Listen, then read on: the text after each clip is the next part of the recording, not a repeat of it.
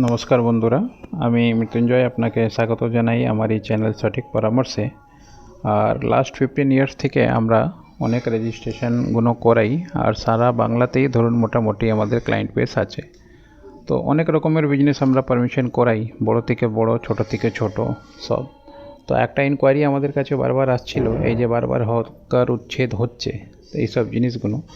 তো একটা ক্লায়েন্ট আমাদের লোক জানতে চাচ্ছিল কি এই যে কচুরি বিজনেসগুলো হয়, যেগুলো ধরুন কচুরির দোকান খোলে আর নিয়ে গিয়ে রাস্তায় বিক্রি করে। তো এখন তো ধরুন মোটামুটি অনেক জায়গা থেকে হকার উচ্ছেদ করে দিচ্ছে। তো কিভাবে ধরুন ও যে কার্ট হয় সেইখানে বা নিজের নিয়ে গিয়ে ব্যবস্থা করে যেখানে বিক্রি করবে, তো ওইখানে যদি কেউ ওর লাইসেন্স খোঁজে, তো কি কোথায় থেকে লাইসেন্স বানাবে আর কিভাবে শো করবে। তো এইটা ওর প্রবলেম ছিল। তো দেখুন, এইটা ম্যাক্সিমাম লোকের প্রবলেম থাকে যারা এই ঘুরে ঘুরে ব্যবসা করে। তাদের এই জায়গা থাকে কি আপনি তো ঘুরে ঘুরে ব্যবসা করছেন, তো ওরম লাইসেন্স তো আপনার হতে পারবে না কি ঘুরে ঘুরে সব জায়গায় আপনি লাইসেন্স করে নেবেন। কিন্তু বেসিক কোনো না কোনো জায়গা থেকে, প্রিন্সিপাল অফ জায়গা থেকে তো আপনি একটা বিজনেস আপনাকে শো করতে হবে। ধরুন আপনার যেখানে বাড়ি আছে সেইখানকার অ্যাড্রেসে আপনি বা কোনো দোকান ভাড়া নিয়েছেন সেইখান হতে পারে।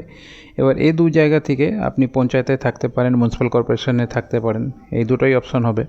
তো যদি পঞ্চায়েতে আছেন বা মিউনিসিপ্যাল কর্পোরেশনতে আছেন, তাহলে ওইখানকার ওই একটা যা কিছু আপনাকে নাম দিতে হবে, যে কোনো কচুরি ভাণ্ডার নাম দেবেন।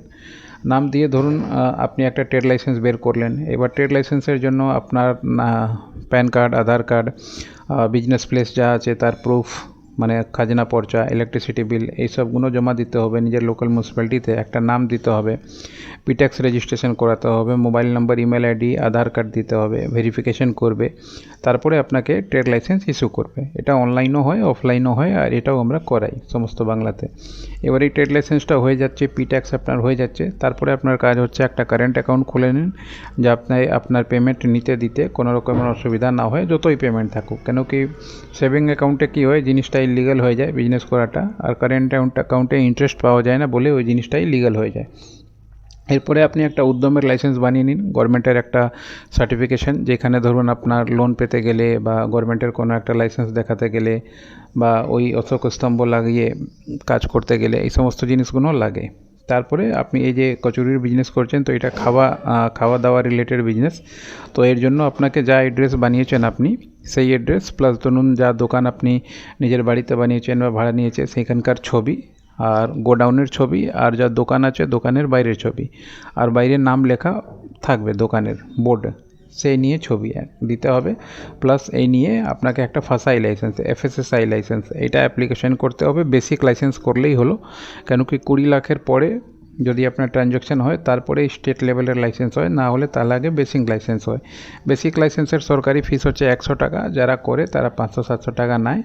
আর 10 থেকে 15 দিনের মধ্যে আপনি কেওয়াইসি পেয়ে যাবেন, অ্যাকনোলেজমেন্ট নাম্বার পেয়ে যাবেন, আর ফাসাই নাম্বার পেয়ে যাবেন। এর থেকে বেশি যদি ধরুন খুব বিজনেস চলে গেল, তো পরে আপনি ট্রেডমার্ক, আইএসও এই দুটো নিজের বিজনেসের জন্য নিতে পারেন। না হলে এই যা বললাম সেই নিয়ে আপনি এক জায়গায় একটা বিজনেস প্লেসের লাইসেন্স বানিয়ে তারপরে ঘুরে ঘুরে আপনি যদি ওই 3 চাকা গাড়ি কিনছেন বা বাইককে আপনি কনভার্ট করে নিচ্ছেন শপে, সেই কাজগুলো, বা ধরুন হাতেই নিয়ে গিয়ে অন্য জায়গায় বিক্রি করছেন, যেরকম ওই যারা রাজু পরোটা করছে, তো ওরম করলে আপনার বিজনেসটা লিগ্যাল হয়ে যাবে।